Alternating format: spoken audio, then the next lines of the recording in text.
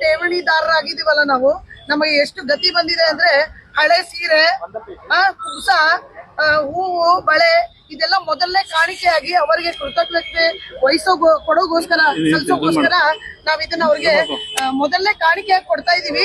ಇನ್ನು ಮುಂದೇನು ಇದಕ್ಕಿಂತ ಹೆಚ್ಚು ಹೇರಳವಾಗಿ ಕಾಣಿಕೆಯನ್ನ ತಗೊಂಡ್ ಬರ್ತೀವಿ ನಾವು ಅವ್ರಿಗೆ ಹುಟ್ಟಕ್ಕೆ. ದಯವಿಟ್ಟು ಫೆಡರೇಷನ್ ಅವರು ಇದನ್ನ ಸ್ವೀಕರಿಸಬೇಕು ಅಂತ ನಾನು ಎಲ್ಲರ ಪರವಾಗಿ, ನಮ್ಮ ಎಲ್ಲಾ ಠೇವಣಿದಾರರ ಪರವಾಗಿ ನಾನು ಕೇಳ್ಕೊತಾ ಇದ್ದೀನಿ. ಎಷ್ಟು ಅಮೌಂಟ್ ಇಟ್ಟಿದ್ರೆ? ಒಬ್ರೊಬ್ರದ್ದು ಒಂದೊಂದು ಹೆಚ್ಚಿದೆ ರೀ. ಒಬ್ರದ್ದು 40 ಇದೆ, 20 ಲಕ್ಷ ಇದೆ, 1 ಕೋಟಿ ಇದೆ. ಆಮೇಲೆ ಸರ್ ಇಲ್ಲಿ ಇನ್ನೊಂದು ಕೂದಲ ಮಾರಿ ದುಡ್ಡಿಟ್ಟಂತ ಇದ್ದಾರೆ, ಪಾಪ ಕೂಳ ಬಳಿ 10,000 ಅದೆಲ್ಲ ಬಹಳಷ್ಟು ನೊಂದು ಬೆಂದು ನಾವು ಇದು ಮಾಡ್ತಾ ಇದೀವಿ. ಇದು ನಮ್ಮದೊಂದು ದೊಡ್ಡ ಕಾಣಿಕೆ ಇದು ಅವ್ರಿಗೆ. ಇನ್ನು ಮುಂದೇನು ಹೆಚ್ಚು ಹೆಚ್ಚು ಕಾಣಿಕೆಯನ್ನು ತರುವಲ್ಲಿ ನಾವು ಯಶಸ್ವಿ ಆಗ್ತೀವಿ. ಸರ್ ಮನೆಯೊಂದು ಫೋಟೋ ಕೊಡ್ರಿ. ಓಕೆನಾ?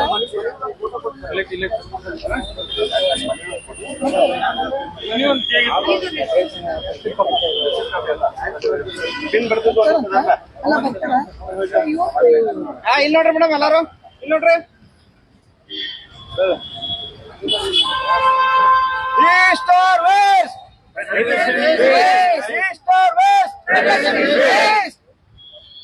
ಎಲ್ಲಿವರೆಗೆ ಹೋರಾಟ? ಎಲ್ಲಿವರೆಗೆ ಹೋರಾಟ? ಬೇಕೇ ಬೇಕು, ಬೇಕೇ ಬೇಕು. ಚಾಲಿಸ್ ಬಾಬಾ ಚೋರ್, ಚಾಲಿಸ್ ಬಾಬಾ ಚೋರ್. ಈ ಒಂದು ಘೋಷಣೆ ಹಾಕುವುದರ ಹಿಂದೆ ಘೋಷಣೆ ಕೊಡ್ತಾರೆ, ಘೋಷಣೆ ಕೊಡ್ರಿ. ಬೇಕೇ ಬೇಕು, ಬೇಕೇ ಬೇಕು, ಎಲ್ಲಿವರೆಗೆ ಹೋರಾಟ? East or west, east or west, east or West.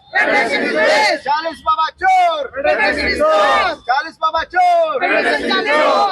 ಬೇಕೇ ಬೇಕು, ಬೇಕೇ ಬೇಕು, ಎಲ್ಲಿವರೆಗೆ ಹೋರಾಟ? ಎಲ್ಲಿವರೆಗೆ ಹೋರಾಟ?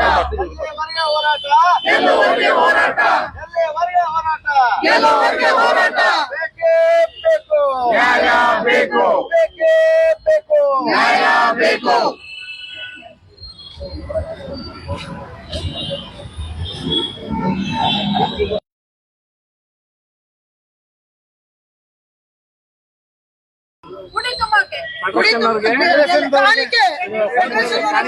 ಕೊಟ್ಟಿದ್ದಕ್ಕೆ ನಾವು ಮಾಡ್ತಿರೋ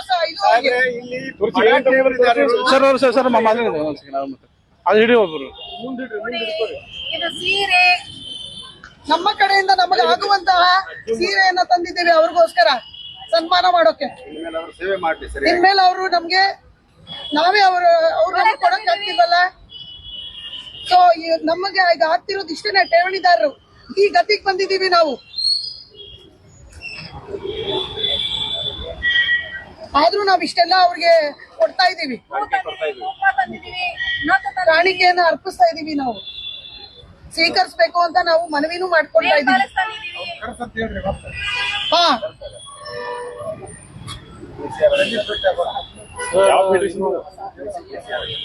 ಫೆಡರೇಷನ್ ಇಲ್ಲಿದೆ. ಫೆಡರೇಷನ್ ಅವರಲ್ಲ, ನಾವು ಇದ್ರ ಪರವಾಗಿ ಮಾತಾಡ್ತಾ ಇದೀವಿ. ಚೆನ್ನಮ್ಮ, ಕಿತ್ತೂರಾಣಿ ಚೆನ್ನಮ್ಮ ಅರ್ಬನ್ ಸೊಸೈಟಿ, ಸಾಧನವರ್, ವಿರೂಪಾಕ್ಷ ಸಾಧನವರ್ ಪರವಾಗಿ ಅವರ ಇದಾಗಿ. ಬೇಕೇ ಬೇಕು, ಬೇಕು, ಬೇಕೇ ಬೇಕು, ಬೇಕು. ಎಲ್ಲಿವರೆಗೆ ಹೋರಾಟ?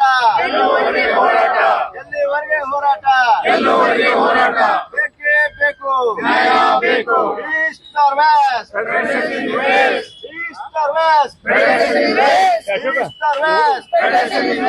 ಚಾಲಿಸ್ ಬಾಬಾ ಚೋರ್, ಚಾಲಿಸ್ ಬಾಬಾ ಚೋರ್. ಎಲ್ಲಿವರೆಗೆ?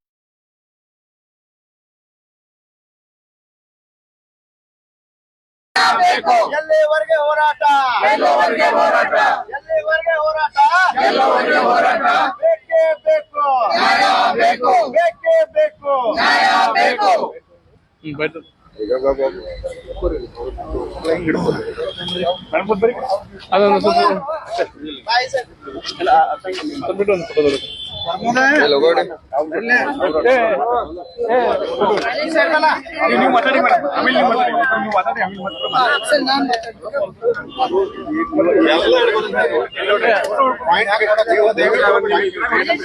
ನಿಮಗೆ ಮುಖ್ಯವಾದ ಏನಂದ್ರೆ ಇದ್ರ ಮೇಲೆ ಆದಾಯ ತೆರಿಗೆ ಇಲಾಖೆ ದಾಳಿ ಆದ್ಮೇಲೆ ಇದ್ರ ಮೇಲೆ ಕಣ್ಣಿಟ್ಟಿದ್ರೆ ಇವತ್ತು ನಾವು ಬೀದಿಗೆ ಬರ್ತಾ ಇದ್ದೀವಿ. ಆಮೇಲೆ ಬೇಕಾದ್ರೆ ತಗೋರಿ ಅದಕ್ಕೆ ಇವತ್ತು ಇನ್ಮೇಲಾದ್ರೂ ಮಾಡ್ಲಿ.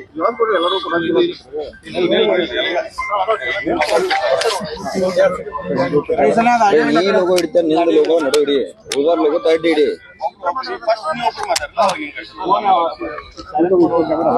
ನೋಡೋಣ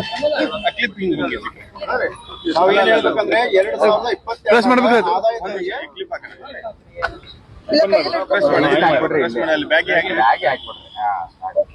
2022 ಆದಾಯ ತೆರಿಗೆ ಇಲಾಖೆಯಿಂದ ದಾಳಿ ಆಗಿತ್ತು.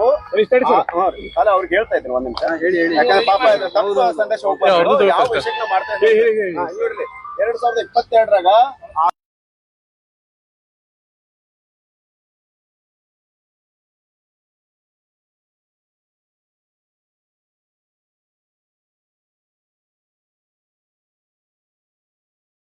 ಸ್ವಲ್ಪ ಇನ್ನೊಂದ್ ಸ್ವಲ್ಪ ಅವ್ರ ನಿಂತಲ್ ಬರ್ರಿ ಅದೇ ಇನ್ನೊಂದ್ ಸ್ವಲ್ಪ ಮೇಡಮ್ ಇರ್ಲಿ ಮೇಡಮ್ ಇನ್ನೊಂದ್ ಸ್ವಲ್ಪ ಸರಿ ನೀವು ಅಣ್ಣ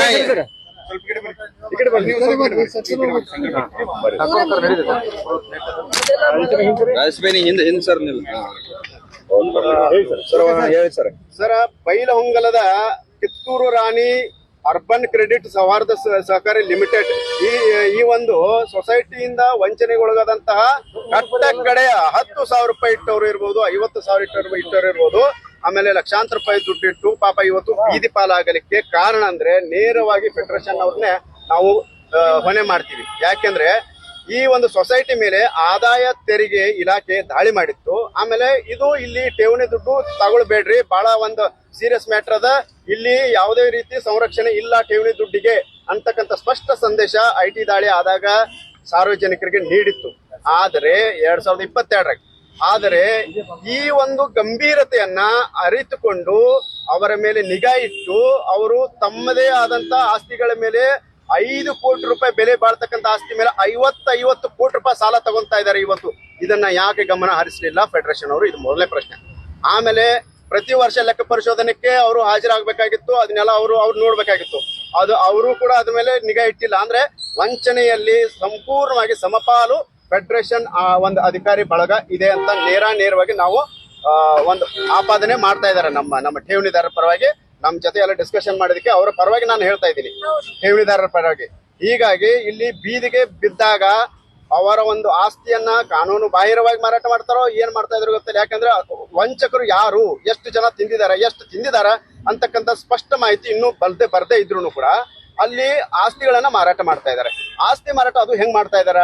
ಠೇವಣಿದಾರರನ್ನ ಮಾತ್ರ, ಅಂದ್ರೆ ಹೆಚ್ಚಿನ ಅಮೌಂಟ್ ಇರ್ತದಲ್ಲ, ಕೋಟ್ಯಾಂತರ ರೂಪಾಯಿ, ಅವರನ್ನ ಮಾತ್ರ ಅಲ್ಲಿ ಟ್ರ್ಯಾಪ್ ಮಾಡಿ ಅದನ್ನ ತಗೊಂಡ್ಬಂದು ಅವರ ತಲೆಗೆ ಕಟ್ಟತಕ್ಕಂತ ಕೆಲಸ ನಡೀತಾ ಇದೆ. ಒಂದಕ್ಕೆ 3 1 ರೂಪಾಯಿ ಇದ್ರೆ ಅದಕ್ಕೆ 3 ರೂಪಾಯಿ ರೇಟ್ ಅನ್ನ ಫಿಕ್ಸ್ ಮಾಡೋರು ವಂಚನೆ ಮಾಡಿದವ್ರೆ. ವಂಚನೆ ಮಾಡೋರಿಗೆ ಏನ್ ರೈಟ್ಸ್ ಇದೆ ಸರ್? ನೀವು ರೇಟ್ ಫಿಕ್ಸ್ ಮಾಡಕ್ಕೆ ಯಾರು ಮಾಡ್ತಾ ಇದಾರೆ? ಫೆಡರೇಷನ್ ಅವ್ರ ನೇತೃತ್ವದಲ್ಲಿ ಆ ಮಾರಾಟ ಆಗ್ತಾ ಇದೆ.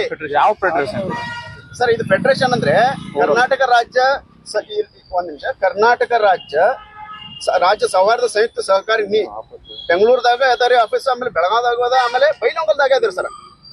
ಅವರೇ ನಿಗಾ ವಹಿಸಬೇಕಾಗಿತ್ತು. ಬ್ಯಾಂಕಿನವ್ರ ತಪ್ಪ, ಠೇವಣಿದವ್ರ ತಪ್ಪ, ಸರ್ ಇಲ್ಲ, ಒಂದೇ ಮಾತ್ರ ಜನತೆಗೆ ಜಾಗೃತಿ ಮಾಡಬೇಕಾಗಿತ್ತು. ಸಂಬಂಧಪಟ್ಟಂತ ಇದು ಖಾಸಗಿ ವಲಯದ ನಮ್ದು ಸಾರ್ವಜನಿಕ ಪ್ರಾಧಿಕಾರ ಇಲ್ಲ ಅಂತ ಹೇಳಿ ಏನ್ ಹೇಳಿದ್ರಲ್ಲ ಫೆಡರೇಷನ್ ದವ್ರು ಮೊದಲೇ ತಪ್ಪು. ಯಾಕಂದ್ರೆ ಜಾಗೃತಿ ಮಾಡಿದ್ದಿದ್ರೆ ಅವರು ಜನ ದುಡ್ಡು ಇಡ್ತಾ ಇರ್ಲಿಲ್ಲ. ಮೊದಲನೇ ಮಾತು, ಹೆಚ್ಚಿನ ಬಡ್ಡಿ ಕೊಡ್ತಾ ಇರ್ತಕ್ಕಂಥ ಅದ್ರ ಮೇಲೆ ಗಮನ ಹರಿಸೋರು ಯಾರು? ಫೆಡರೇಷನ್ ಅವರು ಗಮನ ತಗೋಬೇಕಾಗಿತ್ತು. ಇಲ್ಲಿ ಆದಷ್ಟು ಪೋಸ್ಟ್ ಆಫೀಸ್ ಒಳಗೆ ದುಡ್ಡು ಇಡೋದು ಬೆಟ್ರು. ನಾವು ಸಾರ್ವಜನಿಕ ಒಂದು ಸಂದೇಶ ಏನ್ ಕೊಡ್ತೀವಿ? ಎಷ್ಟು ಜನ ಇದ್ರಿ ಈ ತರ ವಂಚನೆಗೆ? ಸರ್ ಇಲ್ಲಿ ಸಾಕಷ್ಟು ಜನ ಅದ. 1 ಲಕ್ಷ ಒಂದೇ ನಿಮಿಷ ಸರ್. ಇಲ್ಲಿ ಏನಾಗ್ತದ, ಸಾಕಷ್ಟು ಠೇವಣಿದಾರ ಅದಾರ. ಅದು 55,000 ಇರ್ಬೋದು, 60,000. ಆದ್ರೆ ನಮ್ಗೆ ಆ ಲೆಕ್ಕ ಇಲ್ಲ. ನಾವು ಸೈಟ್ ಬೇಡ, ಜಮೀನ್ ಬೇಡ, ನಮಗೆ ಬಡ್ಡಿ ಸಮೇತ ದುಡ್ಡು ಬೇಕು ಅನ್ನತಕ್ಕಂಥ ಪಡೆ ಇದೆ. ನಾವು ಈಗ ನಾವು ಅವ್ರ ಪರವಾಗಿ ಹೋರಾಟಕ್ಕೆ ಇಳಿದಿದೀವಿ. ದುಡ್ಡು ಬದಲಾಗಿ ಅವ್ರ ಸೈಟ್ ಕೊಡ್ತೀನಿ ಅಂತ ಸೈಟ್ ತಗೊಳ್ರಿ ಅಂತಕ್ಕಂಥ ಅವ್ರು ವೈಯಕ್ತಿಕವಾಗಿ ಕಾಲ್ ಮಾಡ್ತಾ ಇದ್ದಾರೆ. ಕಾಲ್ ಮಾಡಿ ಸಾಕಷ್ಟು ಬೋಧ ಬೋಜ ಇರ್ತದ. ಬೋಜ ಯಾರ್ದು ಬ್ಯಾಂಕ್ ಯಾರ್ದು ಇದು? ಇದು ನಿಷ್ಪಕ್ಷಪಾತ ಸಾಧನ. ಸರ್, ಶಿವಾನಂದ ಬಸವರಾಜ್ ಹಿರಮಠ ಅಂತೇಳಿ ಜೈ ಹೋ ಜನತಾ ವೇದಿಕೆ ಸಂಸ್ಥಾಪಕ ರಾಜ್ಯಾಧ್ಯಕ್ಷರೇ.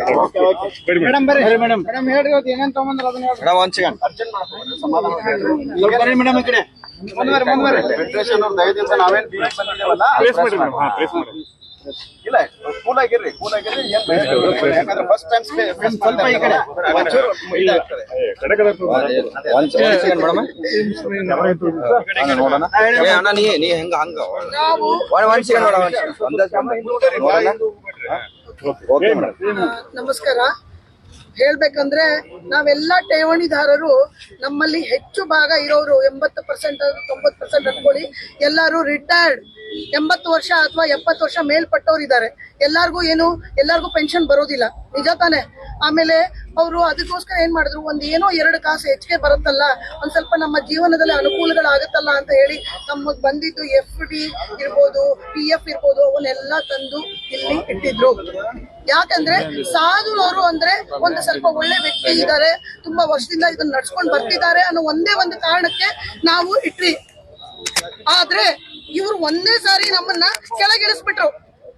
ಸೊ ನಾವ್ ಈ ಗತಿಗೆ ಬಂದಿದೀವಿ ಅಂದ್ರೆ ಅದಕ್ಕೆ ಕಾರಣ ಅವ್ರೆ. ನಾವು ಬೀದಿಗೆ ಬಂದು ನಿಂತಿದೀವಿ. ಈಗ ನಾವೇನ್ ಮಾಡ್ತಿದೀವಿ? ಈಗ ಏನ್ ಮಾಡ್ಬೇಕು ಹೇಳಿ? ಒಂದು ಪಾಪ ರಿಟೈರ್ಡ್ ಆದವ್ರನ್ನ ಇಲ್ಲಿ ಬಂದಿದ್ದಾರೆ ನೋಡಿ. ಬೇಕಂದ್ರೆ 80 ವರ್ಷ ಅವರಿಗೆ ಈಗ ಮೊದಲನೇ ಕಾಣಿಕೆ ಫೆಡರೇಷನ್ ಅವ್ರು ನಮಗೆ ಮಾಡಿರೋ ಗನಂದಾರಿ ಕೆಲಸಕ್ಕೆ ನಮ್ಮಿಂದ ಒಂದು ಕಾಣಿಕೆಯನ್ನ ತಂದಿದೀವಿ. ಒಂದು ಹಳೆ ಸೀರೆಯನ್ನ ತಂದಿದೀವಿ, ಒಂದು ಉಡಿ ತುಂಬಕ್ಕೆ ಹೇಳದ್, ಆಮೇಲೆ ಒಂದು ಇಡೀ ಕಾಯಿ ಉಡಿಯಲ್ಲಿ ಏನೇನು ಬರ್ಬೇಕೋ ಅದೆಲ್ಲ ಅಲ್ಲದೆ ನಾವು ಬಾಳೆಹಣ್ಣು, ನಮ್ಮ ಸಂಪ್ರದಾಯದಂತೆ ನಾವು ಬಾಳೆಹಣ್ಣು, ಹೂವು ಎಲ್ಲವನ್ನ ನಾವು ಮೊದಲನೇ ಕಾಣಿಕೆಯಾಗಿ ಕೊಡ್ತಾ ಇದ್ದೀವಿ. ಕೊಟ್ಟು ಎಚ್ಚರಿಕೆಯನ್ನ ಕೊಡ್ತಾ ಇದೀವಿ. ಇನ್ನು ಮುಂದೆ ಸಹ ಇದೇ ರೀತಿ ಕಾಣಿಕೆಗಳು ಸುರಿಮಳೆ ಆಗತ್ತೆ ನಮ್ಮ ಕಡೆಯಿಂದ. ನಮ್ಮ ಹಣ ನಮ್ಗೆ ಬಡ್ಡಿ ಸಮೇತವಾಗಿ ನಮಗೆ ವಾಪಸ್ ಬರ್ಬೇಕು. ಯಾಕಂದ್ರೆ ನಮ್ಗೆ ಜಾಗ ಬೇಡ, ನಾವು ಹಣ ಇಟ್ಟಿದೀವಿ, ನಮ್ಗೆ ಹಣ ಕೊಡಿ. ನಮ್ಮ ಏನು ಕೊಡ್ಬೇಕೋ ನ್ಯಾಯಯುತವಾಗಿ ಅದನ್ನ ಕೊಡಿ. ನಾವು ನ್ಯಾಯಯುತವಾಗಿ ಹೋರಾಟ ಮಾಡ್ತಿದೀವಿ. ನನ್ನದೇ ಈಗ 44 ಲಕ್ಷ ಇದೆ. ನಮ್ಮ ತಂದೆ ಆಕ್ಚುಲಿ ಹೇಳ್ಬೇಕಂದ್ರೆ ಅವರು ಪಬ್ಲಿಕ್ ಸೆಕ್ಟರ್ ಅಲ್ಲಿ ಕೆಲಸ ಮಾಡ್ತಿದ್ದವರು, ಅವರಿಗೆ ಪೆನ್ಷನ್ ಇಲ್ಲ. ಏನ್ ಸೈಟ್ ತಗೊಳ್ಳಿ ಅಂತ ಇದಾರೆ? ಹೌದು. ನಮ್ಗೆ ಯಾರು ಜಾಸ್ತಿ ಇದೆಯೋ ಅವ್ರಿಗೆ ಪ್ರೆಷರ್ ಹಾಕ್ತಿದ್ದಾರೆ. ನಮ್ಮಲ್ಲಿ ಸ್ಪೆಷಲ್ ಆಗಿ ಹೇಳ್ಬೇಕಾದ್ರೆ ಹುಬ್ಬಳ್ಳಿ ಕಡೆಯಿಂದ ಆಯ್ತು, ಲಕ್ಷ್ಮೀ ಎಲ್ಲರೂ ಹೆಚ್ಚಾಗಿ ಇಟ್ಟಿರೋರು, ಎಲ್ಲ ರಿಟೈರ್ಡ್ ಆದವರು, ಎಲ್ಲ ಒಳ್ಳೆ ರೆಪ್ಯೂಟೆಡ್ ಇದರಿಂದ ಬಂದವರು. ಉದಾಹರಣೆಗೆ ಇವ್ರು ಇದ್ದಾರೆ ನೋಡಿ, ಮೇಜರ್ ಅವರು, ಎಕ್ಸ್ ಮೇಜರ್ ಇವರು, ಮಾಜಿ ಸೈನಿಕರು ಇದೀವಿ, ಪೊಲೀಸ್ ಅವರು ಇದ್ದಾರೆ, ಮಾಜಿ. ಹಾ, ಮಂಜುಳಾ ಅಂತ.